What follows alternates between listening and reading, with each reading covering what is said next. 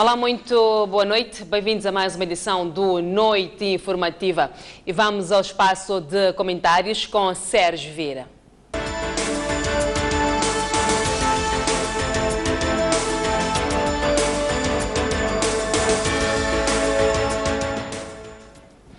Sérgio Vieira, muito boa noite.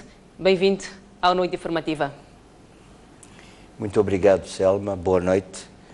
E permitam-me boa noite a todos os senhores telespectadores e, em particular, endereçar uma mensagem de boas festas de Eid Mubarak a todos aqueles de confissão islâmica, desejar aos hajis que regressem e encontrem as suas famílias contentes e bens.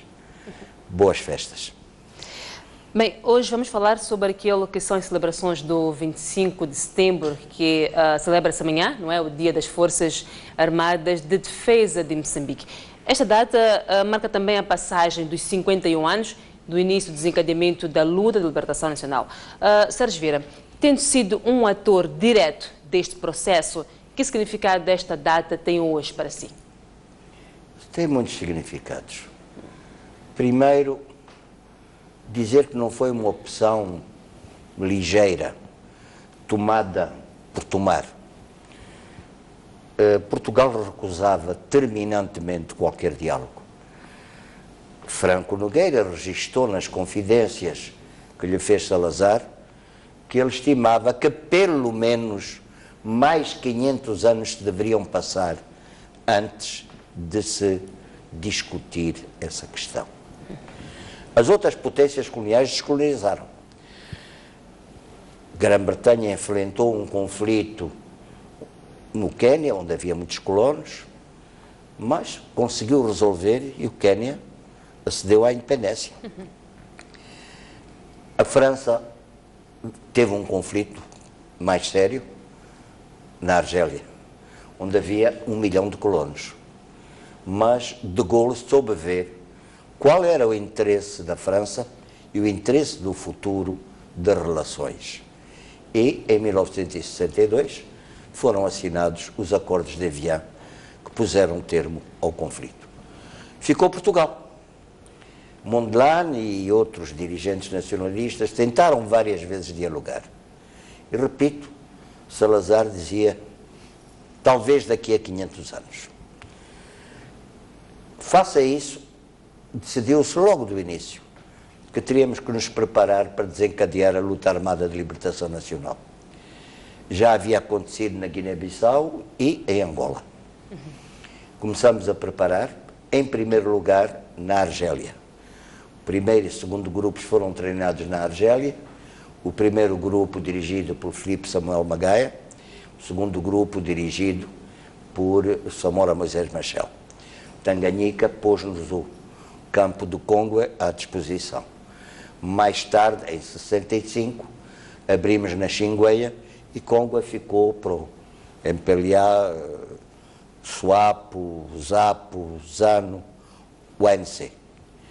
Na Xingueia foi aberta em 65, na sequência de visita do primeiro-ministro Chwenlei à Tanzânia e o envio de instrutores para a Frelimo. As primeiras armas que tivemos foram da Argélia. Mais tarde, depois de começarmos a luta, recebemos de outros países. O início da luta, os grandes executores foram Filipe Samuel Magaia, Samora Moisés Machel, que escolheu os combatentes que iam dar o primeiro tiro, Feliciano Gundana, Jeremias Nhambir. E, depois de começar a luta, começamos a receber apoios substantivos da União Soviética, da China, de outros países socialistas. Na Europa Ocidental, países como a Suécia, a Noruega, Finlândia, Dinamarca, Holanda, desde o princípio que nos deram um apoio substantivo, sobretudo para a formação dos nossos estudantes. Outros países como a Itália, Reggio Emília, forneceu-nos médicos, a Bulgária forneceu-nos médicos, também enfermeiros, uma delas vive aqui, é moçambicana, a Maria Salguetti. Os comitês de apoio na Inglaterra, na França, em todos os países. E, de facto, foi assim que desenvolvemos a luta. Custou-nos, houve grandes sacrifícios, mas depois da derrota de Causa da Riaga, no Nogórdio, estávamos em condições de olhar já a vitória. E no 10º aniversário da Frelimo, em 72, todos os comandantes se reuniram e nós fizemos um texto que era Nova Década, Novos Combates, que era uma proposta para o Comitê Central da Frelimo. O Comitê Central reuniu-se durante todo o mês de dezembro, praticamente todo o mês de dezembro, 30 dias quase, e fez um documento, ofensiva generalizada em todas as frentes. E avançamos. Em janeiro de 74, o relatório do general Costa Gomes, que era o chefe de Estado-Maior-General do Exército, que ele deu a Marcelo Caetano, que não quis ouvir. Ele era prisioneiro, Marcelo Caetano. Era prisioneiro dos ultras. Dizia que as Forças Armadas em Moçambique estão à beira do colapso. Okay. E aconteceu o colapso. Muitas bases a renderem-se. Mas foi isto, finalmente, a epopeia do nosso povo, epopeia que não foram só aqueles que de armas na mão combateram, epopeia dos que trabalharam na clandestinidade, de todos que nos apoiavam com o seu coração, que ouviam quase secretamente as emissões da nossa rádio, epopeia dos enfermeiros das zonas libertadas, dos professores, das crianças que iam às escolas. Tudo isso foi uma epopeia de que justamente estamos orgulhosos e faz parte de uma memória que não pode ser esquecida. Bem, a luta armada trouxe a independência nacional, não é? E desde então o país passou por várias transformações políticas, económicas e sociais. Tendo em conta estas transformações, acha que o legado da geração 25 de junho está a ser bem preservado pelas gerações pós-independência? Eu creio que nenhuma geração é pior que a outra. A minha geração, os nossos avós, falavam do que liam no brado africano, traziam já dentro de si a aspiração. A minha geração cumpriu a sua tarefa da libertação e de começar a organizar um Estado. Mas veio logo a seguir o apelo de Samora, o 8 de março, a pátria chama por nós. E então vimos os jovens a irem para professores, a irem para enfermeiros, a irem para as Forças Armadas, formarem-se como pilotos, formarem-se como artilheiros, etc, etc, etc. De modo que veio o 8 de março e agora os de 8 de março já estão nos 50. Esse legado está a ser bem preservado. Foi preservado e agora compete aos 8 de março passarem também o testemunho aos seus filhos e alguns já aos seus netos. 51 anos depois da histórica missão libertadora, que desafios se impõe agora à GFADM? Às Forças Armadas? Sim. É preciso que elas se qualifiquem para a resposta daquilo que é a situação atual que se enfrenta em Moçambique e no mundo. Hoje em dia, muita mortandade é feita em vários países com aviões sem piloto, os chamados drones. Há necessidade que tenhamos uma formação cada vez mais qualificada dos oficiais, dos sargentos e dos próprios soldados. Obviamente estou a falar também dos comandantes, dos majores, dos coronéis, dos generais. Para cada tarefa à qualificação. Em 1975, alguns dos nossos comandantes generais tinham um pouco mais que a terceira ou a quarta classe. Em 2015 não é possível. E mais, como é que eu preparo um piloto? Como é que eu preparo um piloto? Qualificação básica antes de entrar na escola de pilotagem. Como é que eu preparo um mecânico de avião, um mecânico de tanque, um mecânico de barco? Não pode ser uma pessoa semi-analfabeta. Cada vez mais qualificado, e hoje a eletrónica desempenha um grande papel em tudo que é marinha, em tudo que é detectar invasões do espaço aéreo, pilotar o navio, o barco. Então, temos que estar à altura desses desafios. Formação qualificada. Cada vez mais qualificada. Bem, na mensagem dirigida aos oficiais da GFADM, o Presidente da República apontou a lealdade ao Estado e o povo como sendo a principal palavra de ordem. Numa situação em que a oposição, no caso particular a RENAM, tem exigido partilha de chefias no seio do Exército, acha que é possível uma lealdade exclusiva ao Estado? É obrigatório. Vamos dizer que em nenhum país as Forças Armadas estão sujeitas a uma força política. Em nenhum país se faz o recrutamento para uma escola de oficiais, de sargentos ou para o serviço militar na base partidária. Não existe. Houve países em que forças políticas tinham os seus exércitos privados. A tragédia do Líbano foi isso. Hoje assistimos a tragédias similares no Afeganistão, no Iraque, na Síria, na Líbia.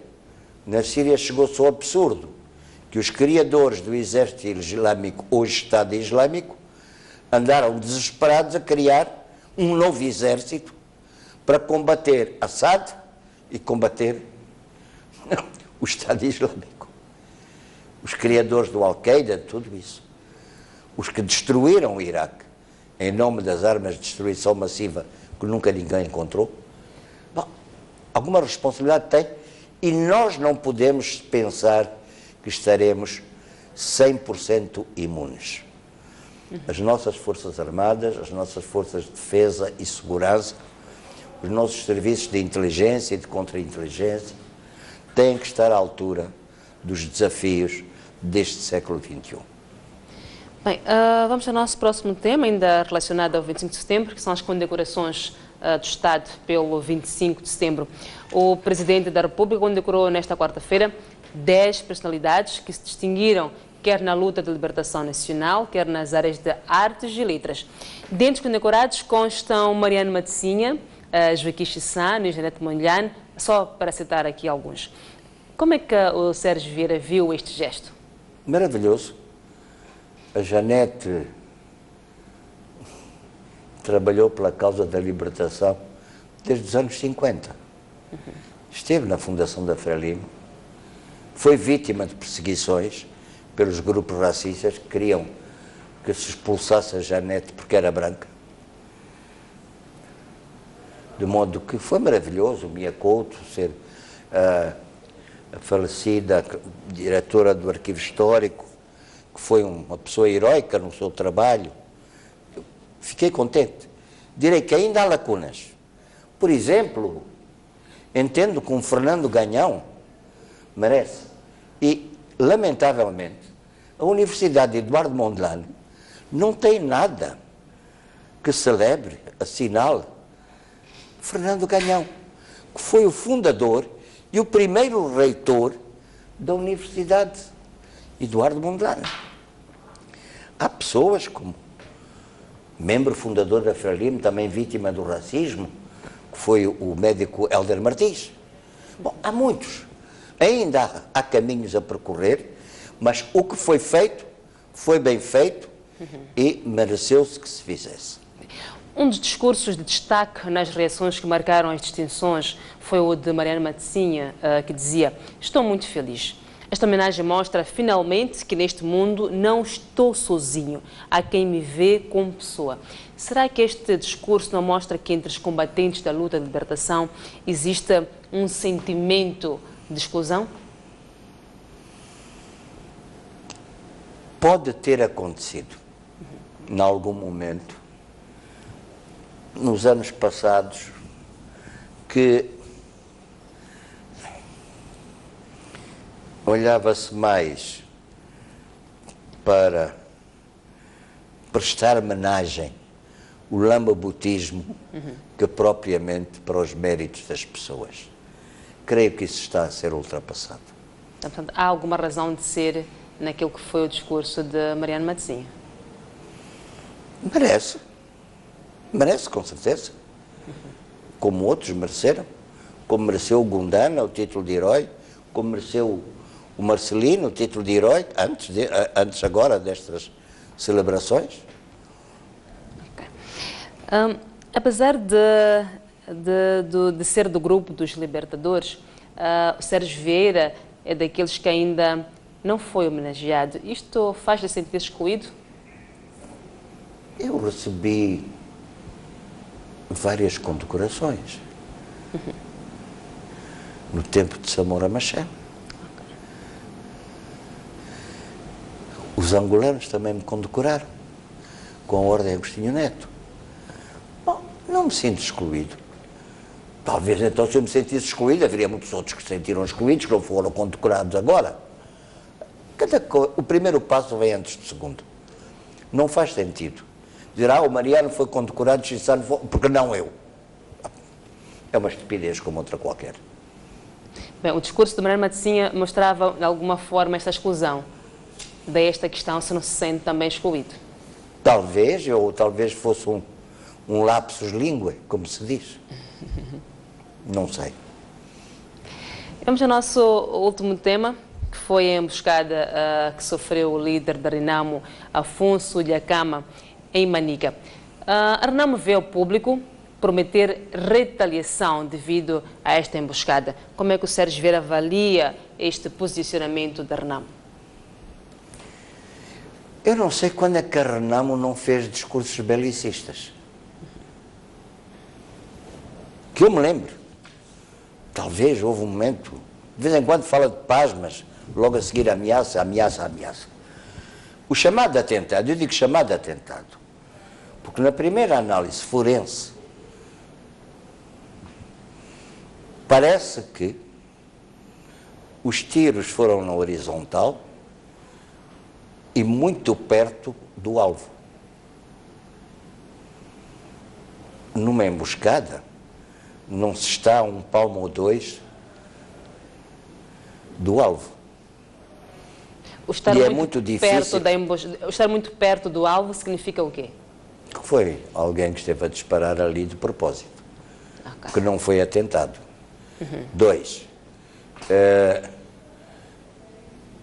quando há uma emboscada, há um ângulo também com que entra a bala.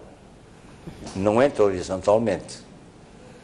Entra o de cima para baixo, se o atirador está num local mais elevado, ou de baixo para cima, se ele está abaixo do alvo. Agora, entrar na vertical... Portanto, todas as balas eram na vertical. Há matéria para duvidar da realidade do atentado. Quanto ao discurso, bom. Mas qual seria o interesse da Renamo em forjar uma emboscada para o seu próprio líder? Eu não direi o interesse da Renamo. Eu direi o interesse lá do chefão, que passa a vida a querer chamar a atenção sobre si. Ele quer ser o umbigo do mundo. E, por vezes, na comunicação social, cometem-se erros bastante graves. Dou-lhe um exemplo. Há vários dias que, por exemplo, eu costumo ver na internet, a BBC, se fala do assassinato do Paulo Machado. Sim. condeno 100% o assassinato. Agora, classificar à partida como um atentado à liberdade de imprensa, Paulo Machado, o que é que ele fazia nos últimos anos? Preparava a edição eletrónica de notícias. Ele não estava a escrever artigos. Ele não estava a emitir opiniões. Bom, fizeram um atentado contra ele. Obviamente que foi uma emboscada. Estavam à espera, sabiam para onde ele iam passar e mataram.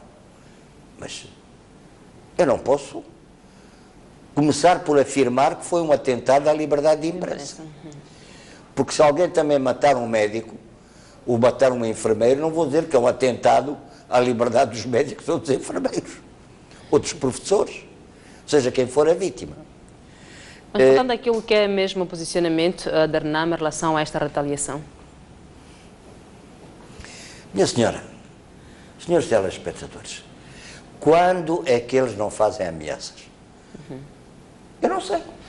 Estão sempre a ameaçar. Recentemente eu passei por uma zona em que eles cometeram alguns crimes, digo bem a palavra crimes. Vieram ter comigo camponeses. Papá, está na época de irmos preparar a terra para plantar. Temos medo, não vamos. Papá, minha mulher está grávida. Vou levá-la para o Malawi porque tenho medo de levá-la ao centro de saúde. Papá, não estamos a mandar os filhos à escola, temos medo. Que organização patriótica, que organização democrática cria este terror na população? Não estou a falar nos ministros, não estou a falar nos diretores nacionais, nos governadores. Estou a falar da população simples, a pessoa do dia a dia, o cidadão comum, o camponês. Isto é terrorismo, é barbaridade. Mas mais do que esta ameaça, como diz Sérgio Vieira, esta retaliação pode de fato acontecer ou não, do seu ponto de vista? Que meios tem para retaliar como? Que meios tem e como vai retaliar? Bem, segundo a RENAM, vão usar todos os meios à sua disposição. E até agora não tem utilizado. E antes não utilizavam. Sobretudo quando o apartheid os acarinhava e trazia aviões e submarinos carregados de armas e munições. Por favor, não vamos ter medo só porque um cão ladra. E não estou a tratar de cão de uma pessoa. Sim. A gente ouve um cão ladrar, não vamos logo entrar em terror. Não adensa mais aquilo que já é a tensão política no país? Pode as pessoas sentirem-se ameaçadas, mas é mais psicológico do que real. Quais são os meios para fazer? Se eu digo, eu vou destruir a cidade de Maputo, com que meios? Que artilharia eu tenho? Que aviões eu tenho? Que canhões eu tenho para fazer isso? Portanto, acha que a RENAM não tem estes meios, são apenas palavras e mais palavras, ameaçadoras. Não é? Quando é que não fez? Quando é que ela não ameaçou? Nestes anos todos. Quando é que não ameaçou? Quando é que não foi arrogante? E eu pergunto, os senhores deputados da RENAM, quando tomaram posse, seja ao nível da Assembleia da República, da Assembleia Provincial, não fizeram um juramento de respeitar a Constituição e a lei? Então são aldrabões? Que respeito é esse que defende a violência? Por favor, sejamos honestos. Ainda nesta questão da situação política no país, há quem diga que Filipe Nyusi está de mãos atadas, mesmo apesar de ele ser chefe de Estado e ser também presidente do partido, continua refém das decisões colegiais do partido. O que é que estará a faltar ao chefe de Estado para tomar uma decisão firme e definitiva no tocante àquilo que é o restabelecimento da paz no país? Bom, ele não está refém, em primeiro lugar. E não há ninguém na direção do partido ou do Estado que defenda a violência. Claro, se é atacado há que defender. Mas eu direi, talvez o seguinte, na Bíblia lê-se que Cristo, quando subiu ao Calvário, teve a ajuda de um homem, Simão Cirenaico, que o ajudou a carregar a cruz. As heranças são pesadas. E Filipe Jacinto Nussi necessita que todos nós o ajudemos a descer do Calvário, a sair do Calvário. Porque há um Calvário económico, há um Calvário financeiro, há um Calvário de corrupção. Ainda agora vimos o Presidente da República indignar-se quando de surpresa entrou no Parque dos Continuadores, que alguns querem fazer dali uma base para projetos imobiliários, negociatas. E nós vemos a indignação do chefe de Estado. É um calvário.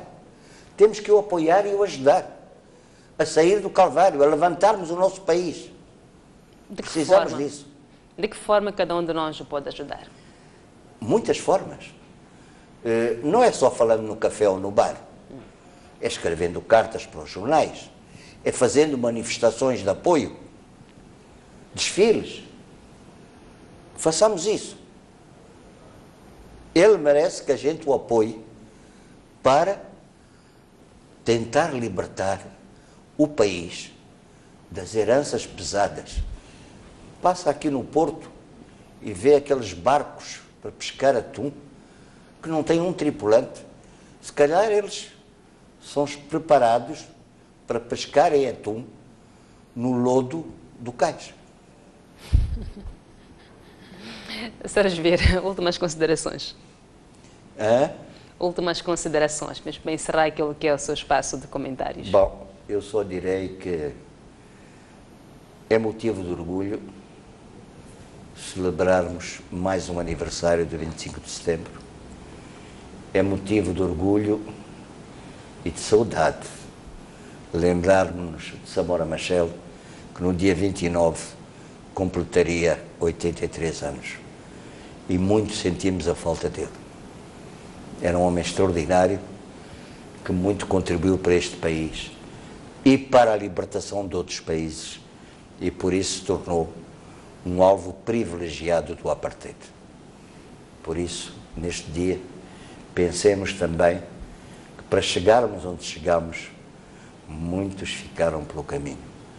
Como disse Samora uma vez a propósito de Mondlane, Mondlane teve a coragem de nos dizer: entreguem o sangue para libertarmos a pátria. E entregamos o sangue, os corpos, a vida.